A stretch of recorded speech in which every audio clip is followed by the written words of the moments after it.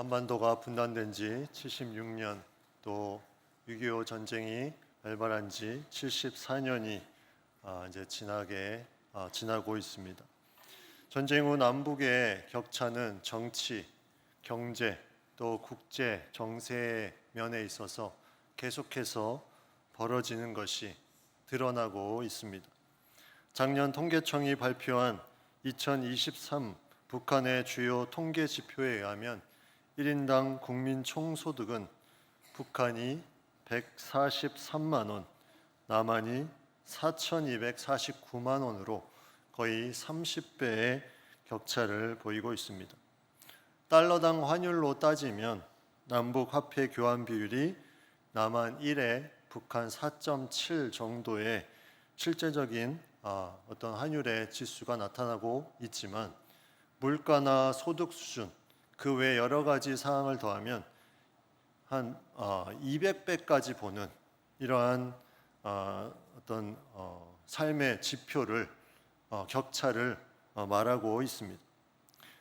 그러한 가운데 북한은 1980년대 말부터 이제 동독이나 불가리아, 체코 등 같은 사회주의 국가들이 체제가 무너지고 이제 자본주의 체제로 바뀌게 되고, 또 1990년대 중반 이후에는 경제난과 대기근, 고난의 행군의 시간을 보내게 됩니다.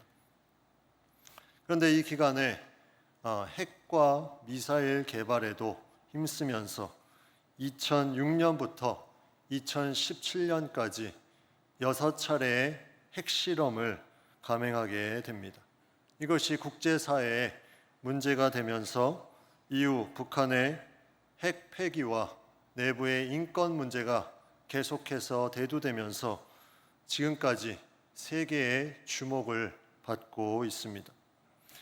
2018년에 세 차례의 남북 정상회담 등 남과 북의 정치인들이 왕래되어서 대화의 징후가 70년 만에 보이기 시작하고, 또 그것이 북미 정상회담까지 이어져서 무언가 새로운 세계의 이목을 끌었지만 협상이 결렬되고 그 후에 다시 급냉하여 선비핵화, 후제재 완화라는 조치를 유엔이 결의하게 됩니다. 이러한 가운데 지금까지 연합훈련이 이루어졌을 때 북에서는 미사일을 쏘고, 또 대북 전단지를 날렸을 때 오물풍선이 날라오고, 또 미국의 군사 지원이 있을 때 중국이 연합하고, 또 최근에는 러시아가 함께하면서 자동 개입하는, 전쟁 발발 시 자동 개입하는 그런 조약을 맺으면서 다시 남과 북은 긴장 관계로 가고 있습니다.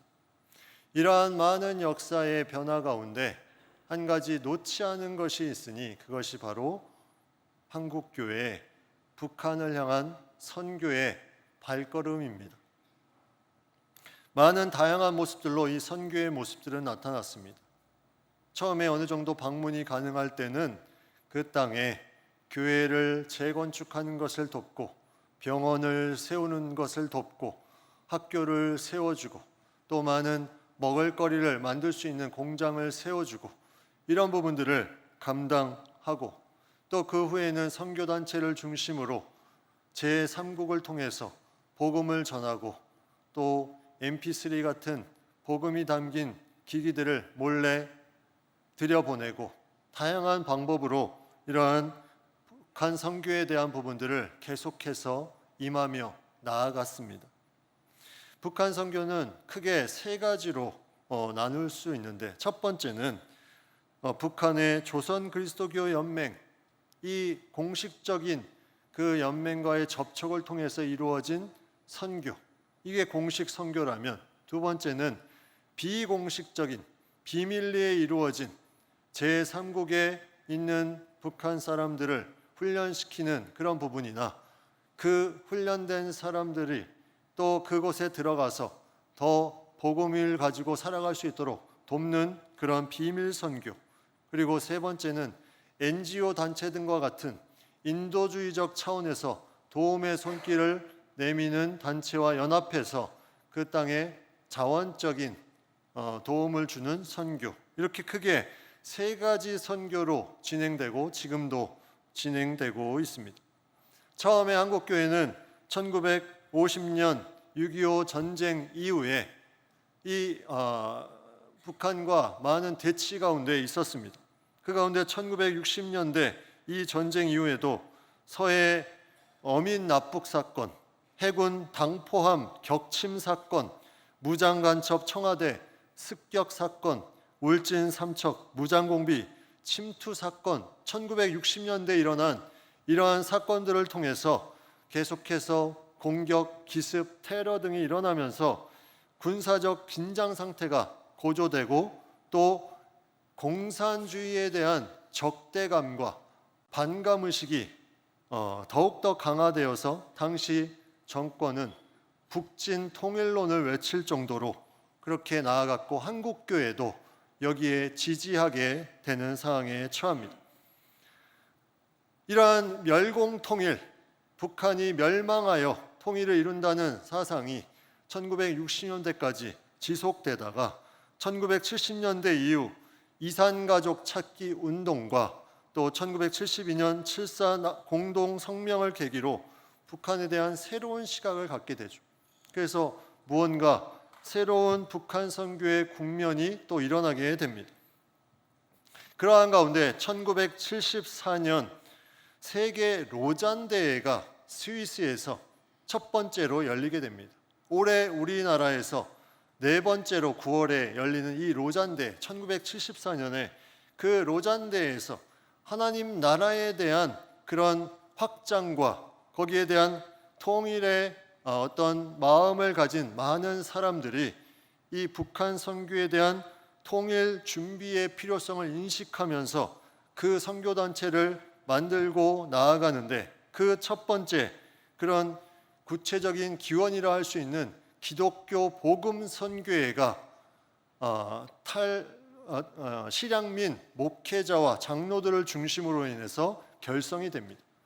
이 선교회를 통해서 그 당시에 아세아 방송이라는 선교 복음 전파를 위해서 만들어진 방송을 통해서 북의 방송을 전파하고 기도 모임이 이루어지고 계속해서 하나님의 그 땅을 향한 마음을 가지는 그런 주체적인 사람들이 단체를 통해서 일어나게 됩니다. 이렇게 적극적으로 나서기 시작한 하나의 계기가 또 있었는데 그 계기는 88 선언이라는 그런 민족의 통일과 평화에 대한 한국 기독교의 선언이 이 당시에 이루어지게 됩니다.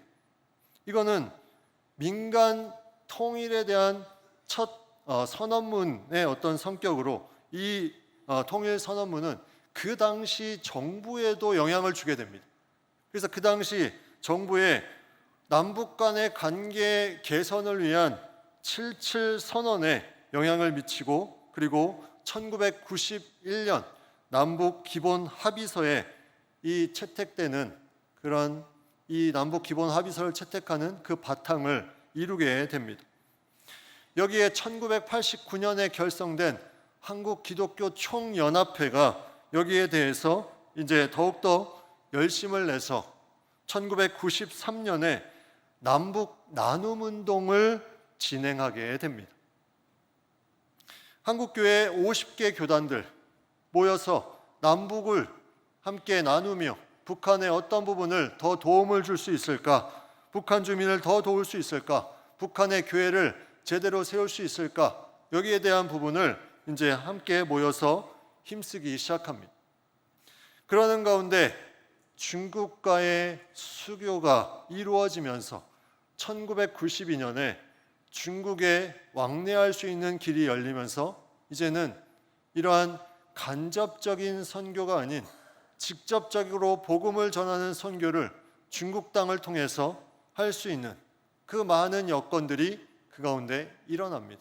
그 가운데 동서독이 통일이 되고 소련이 붕괴가 되는 역사적인 사건이 나타나면서 저 북한도 곧 변화될 것이라는 그런 기대감에 더욱더 많은 교회들과 선교단체들이 힘을 다해서 그 땅을 향해서 나아가게 되는 북한 선교의 역사가 이루어지고 있습니다. 이처럼 다양하게 지금까지 북한 선교의 역사가 이루어지고 있지만 여전히 북한 땅의 문은 닫혀 있고 제한적인 상황 가운데 이것이 이루어지고 있습니다. 우리는 이 시기를 얼마나 더 지속할지 알 수가 없습니다. 현재 북한은 이러한 체제를 유지하기 위해서 무언가 많은 것들을 또 많은 위협적인 부분들을 하고 있는 그러한 상황에 중국이나 베트남처럼 같은 사회주의 국가이면서 개혁 개방을 한 이 나라들과 달리 무언가 더 큰 개혁 개방을 할 수 없는 그러한 상황들을 만들어가는 듯한 그런 모양새를 가지고 있습니다. 그 이유가 첫 번째는 현 체제의 어떤 강한 폐쇄적인 정책으로 인해서 이것이 하나의 개혁 개방으로 들어온다면 이러한 정책들이 다 무너질 것을 알기 때문에 더욱더 강하게 이 정책을 나타내고 있는 그런 부분을 볼 수가 있습니다.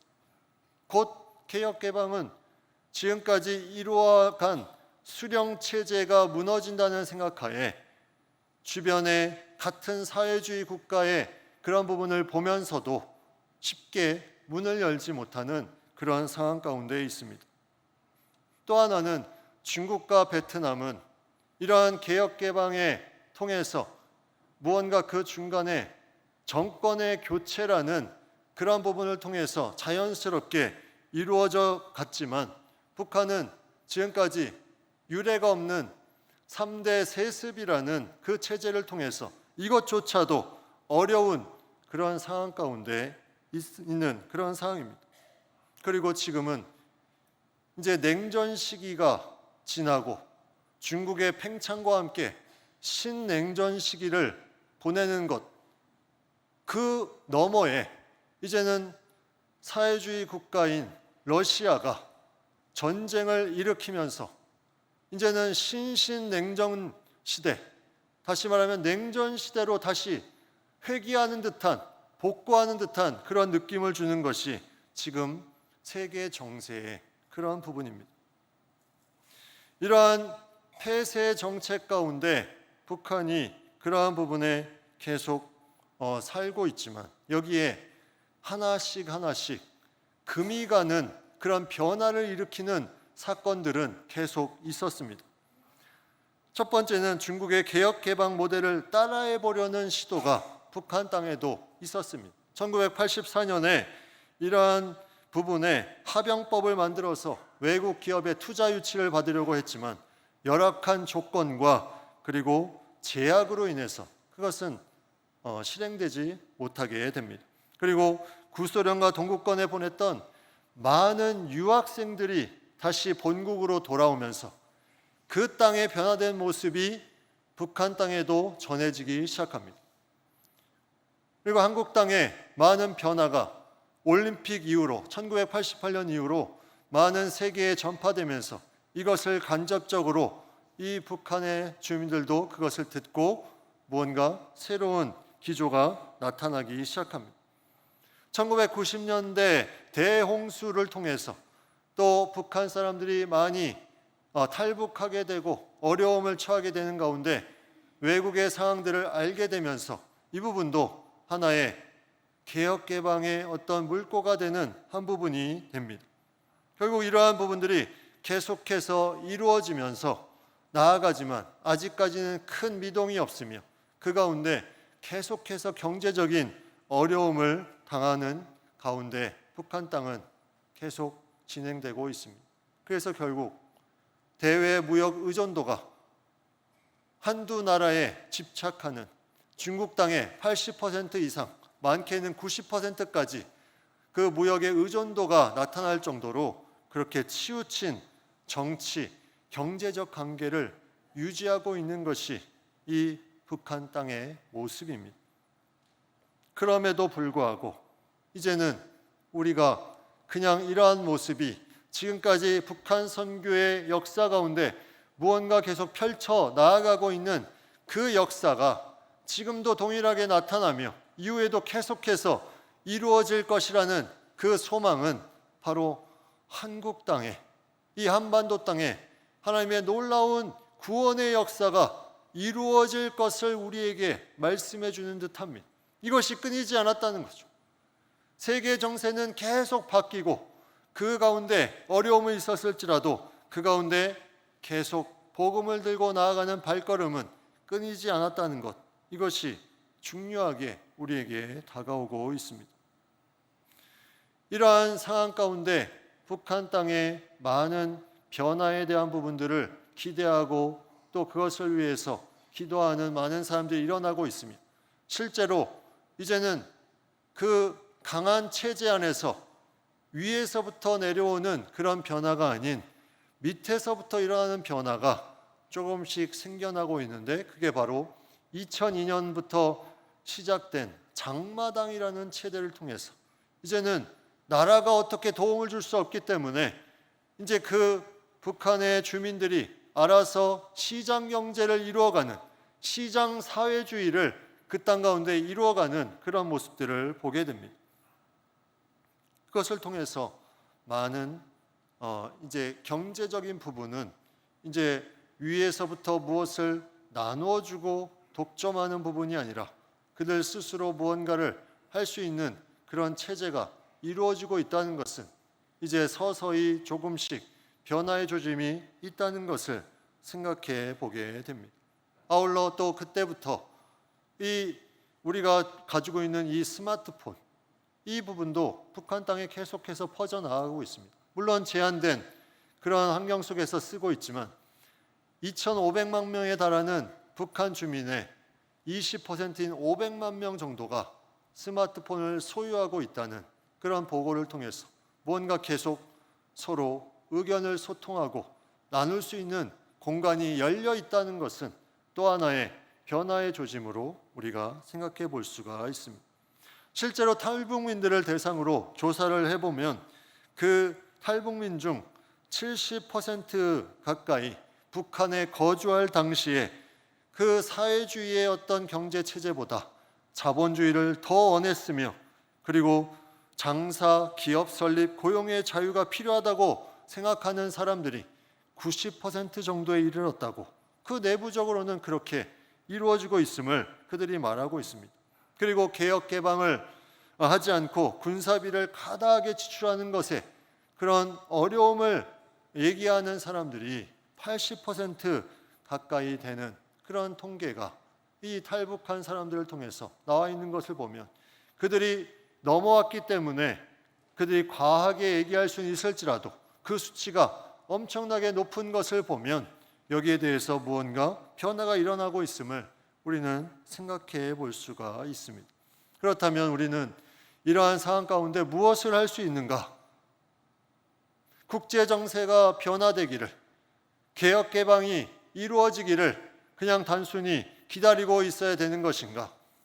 하나님께서 한국 땅에 전 세계 유일한 분단 국가로 이 땅을 두게 하신 이유가 무엇일까? 우리가 이 귀한 사명을 우리가 감당하지 않으면 누가 감당하겠습니까? 같은 민족, 같은 언어를 사용하는 우리나라가 이것을 감당하지 않으면 그 어떤 나라가 이것을 감당하겠습니까?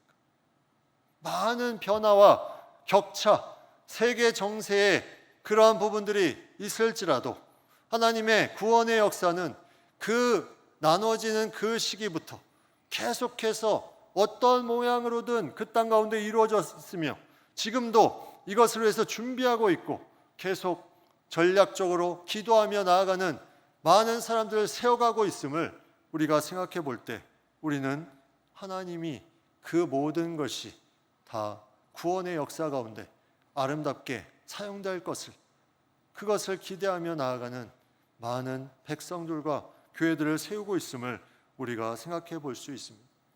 오늘 본문은 그러한 의미에서 우리에게 중요한 하나의 깨달음을 줍니다. 오늘 본문은 이스라엘의 버려짐과 이방인의 구원에 대한 말씀입니다. 바울은 9장부터 로마서 9장부터 11장까지 자신의 고륙인 이스라엘을 위해서 계속해서 간구하며 그 아픔을 얘기하고 있습니다. 먼저 14절 말씀해 보면 이렇게 말씀합니다. 이는 혹 내 고륙을 아무쪼록 시기하게 하여 그들 중에서 얼마를 구원하려 함이라. 자신은 이방 선교를 감당하고 있습니다. 그런데 오늘 말씀 14절에 가면 내 고륙을 시기하게 하여 그들 중에서 얼마를 구원하려 함이라. 바울이 복음을 가지고 이방 선교를 그렇게 힘쓰며 나아갔던 그 마음에는 이스라엘 그 자신의 고륙이 다시 회복되기를 원하는 그 마음이 담겨 있음을 우리가 이 말씀을 통해서 보게 됩니다. 자신은 이방 선교를 담당했지만 내가 이렇게 이방 선교를 담당하면서 이방인들이 하나님을 믿고 번성하고 풍성해지는 것을 보면서 그들이 시기하여 그들 간에 얼마가 구원을 받게 이르게 되는 그 놀라운 역사를 기대하는 것, 이게 바울의 그런 내적인 그런 마음이었습니다. 어떻게든 저 영혼들이 자극을 받기를 원하는 그 마음, 그래서 다시 하나님께로 돌아오기를 원하는 그 마음. 현재 북한에 많은 이러한 시기하는 부분들이 나타나고 있죠. 제일 첫 예로 탈북민들이 많이 넘어왔다는 것입니다. 탈북민들. 그들이 왜 넘어왔겠습니까? 한국 땅에 많은 것들을 듣게 되고 그 소문을 알게 되고 그 체제의 어려움을 더 이상 버틸 수 없는 그 마음으로 그들이 넘어온 것 아닙니까? 그리고 넘어오지 않았을지라도 그 땅에 많은 한국의 대중문화, 드라마, K-팝 등이 비밀리에 계속 전해지고 있는 그러한 상황들이 뉴스 가운데 보고 있지 않습니다. 이제는 신앙까지 이것이 간다면 남한의 많은 교회들이 세워진 것처럼 그것이 시기함으로 이런 부분들까지 이어진다는 것을 우리가 오늘 말씀을 통해서 이 기대를 갖고 나아갈 수 있다는 거죠.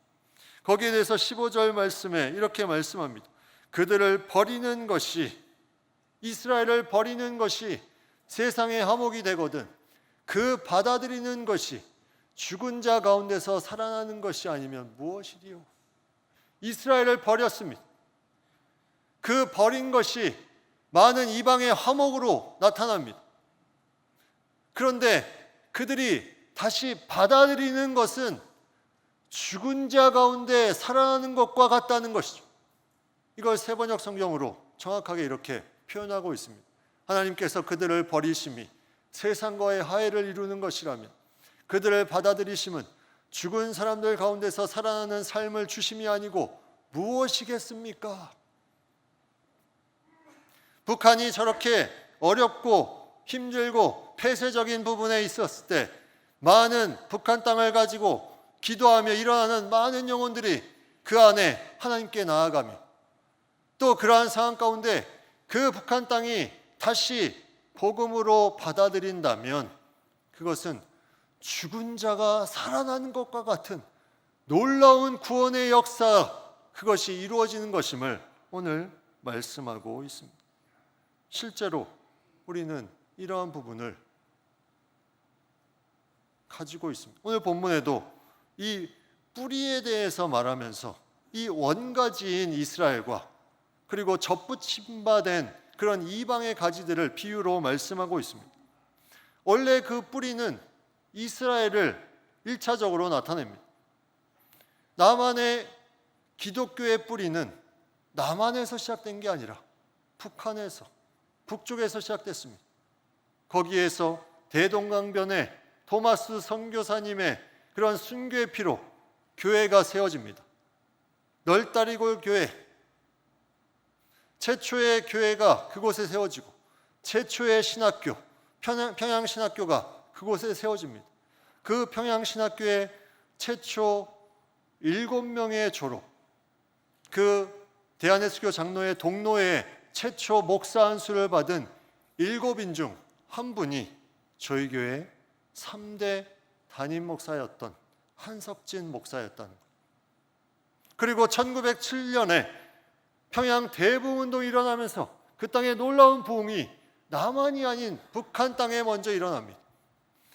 본문에 의하면 그 뿌리는 바로 북한입니다. 그런데 오늘 말씀에 18절에 그 가지들을 향하여 자랑하지 말라. 자랑할지라도 내가 뿌리를 보존하는 것이 아니요 뿌리가 너를 보존하는 것이다. 그 뿌리가 너를 보존하는 것이기 때문에 거기에 대해서 자랑하지 말라. 이 뿌리는 1차적으로 이스라엘이지만 그 더 깊이 있는 뿌리는 바로 예수 그리스도입니다. 예수 그리스도의 은혜로 우리가 하나님을 믿고 교회들이 세워지는 이 가운데 살아가고 있다는 거죠. 로마서 15장 12절 말씀에 또 이사야가 이르되 이새의 뿌리 곧 열방을 다스리기 위하여 일어나시는 이가 있으리니 열방이 그에게 소망을 두리라 하였느니라. 그 뿌리로 열방이 소망을 두고 나아갑니다. 그 뿌리로 열방이 모든 민족이 하나님의 구원의 역사를 소망하며 나아갑니다. 예수 그리스도를 통해서 우리가 은혜를 받고 하나님의 자녀가 된 이 놀라운 특권이 계속해서 예수 그리스도를 통해서 퍼져나가는 것을 우리가 생각해 보게 됩니다. 그렇기 때문에 너희가 여기에 대해서 자랑하지 말라. 그 믿음을 굳게 지키며 나아가라. 그 원가지들도 버림을 받았다.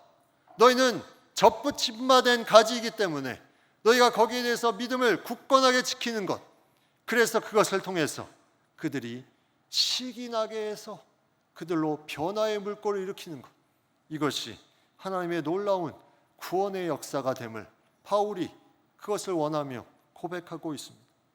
23절 말씀에 그들도 믿지 아니하는데 머무르지 아니하면 접붙임을 받으리니 이는 그들을 접붙이실 능력이 하나님께 있습니다.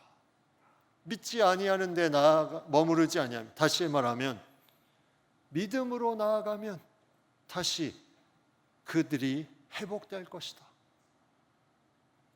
그 능력이 하나님께 있다. 이것을 말씀하고 있습니다. 우리는 이러한 이스라엘과 이방인들의 관계 속에서 그 동족을 향한 바울의 마음을 가지고 우리도 동일하게 이 말씀을 통해서 동족을 향한 마음을 가지고 원가지였던 그 북한의 많은 복음의 역사들, 우리는 거기에 대해서 우리가 두려워하며 우리도 그 마음으로 계속해서 북한 땅에 다시 그 원가지들이 붙는 그날을 소망하며 나아가는 그러한 부분들을 우리가 나타내며 살아야 된다는 거죠. 24절에 강하게 더 말씀합니다. 내가 원 돌 감람나무에서 찍힘을 받고 본성을 거슬러 좋은 감람나무의 접붙임을 받았으니 원가지인 이 사람들이야 얼마나 더 자기 감람나무의 접붙이심을 받으랴. 여러분, 수치상으로 남한에 믿는 사람들이 북한에 비해서 엄청나게 비교도 안 될 만큼 많습니다. 이거는 경제 지표와 거의 맞물려서 더 엄청난 차이로 숫자가 많습니다. 그러나 과연 믿음의 정도는 어떻습니까? 그 북한 땅의 그 어려운 상황 속에서도 계속해서 믿음을 가지고 지키며 나아가는 성도들이 있습니다. 그러면 우리가 그들과 접촉하는 시기가 왔을 때 과연 그들에게 선한 영향력을 발휘하려면 어떠한 정도로 믿음을 가지고 있어야 그 원가지인 그 복음의 흐름에 기원이 된 그 북한에 있는 사람들에게 영향을 줄 수 있겠습니까? 자랑하지 말라.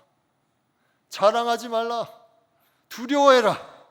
하나님께서 그것을, 그 마음을 주시면서 우리 한국교회에 이 북한 땅을 향해서 준비하게 하십니다. 많은 교회들이 북한 선교팀, 북한 선교부, 또 많은 선교단체들이 막혀있는 그 상황 속에서 계속 기도회로 모이고 어떻게든 복음을 전하기 위해서 힘쓰고 있습니다. 여기에 대한 강한 이사야가 그 벗은 몸 벗은 발로 3년 동안 다녔던 그 징표와 애언이 되는 부분들을 우리에게 보여주는 대상이 바로 우리에게 넘어온 이 탈북민들입니다. 이 탈북민들은 그러한 징표와 애언의 표징이 됩니다. 이들의 많은 수가 지금 기록에 의하면 북한 인권 보호센터에 의하면 3만 명 넘게 있는 가운데 그 중에 30%, 많게는 50%까지 개신교로 그들이 신앙을 가지고 있다는 것. 이것은 하나의 징표와 애언의 말씀입니다. 우리가 그것을 가지고 우리가 무엇을 해야 될 것인가? 우리는 여기에 대해서 준비해야 됩니다. 그래서 우리 교회가 여기에 함께 나아가려고 준비하려고 합니다. 올해는 팀으로 북한 선교팀이라는 것을 만들고 준비하지만 여기에 대한 구체적인 부분들이 명확하게 드러날 때까지 기도하면서 여기에 대한 부분에 교회가 함께 할 수 있는 부분들을 찾아가려고 합니다. 이 부분에 성도님들도 마음을 모아주시고 이 한반도 땅에 하나님의 놀라운 거룩한 역사를 이루어 가심을 우리가 기대하며 나아갈 수 있는, 그래서 그 땅에 세계 정세와 많은 어려움들이 있지만 그것을 뚫고 나아가는 하나님의 놀라운 구원의 역사를 통해서 가나안 땅에 이스라엘 백성에게 행했던 것을 통해서 그들이 놀라워하고 두려워했던 것처럼 세계가 하나님 되심을 이 한반도 땅에 이루심을 통해서 나타내 보이며 그것을 환하게 밝히 보여주시는 소망을 가지고 우리가 함께 나아갈 수 있는 우리 모두가 되기를 간절히 축복합니다.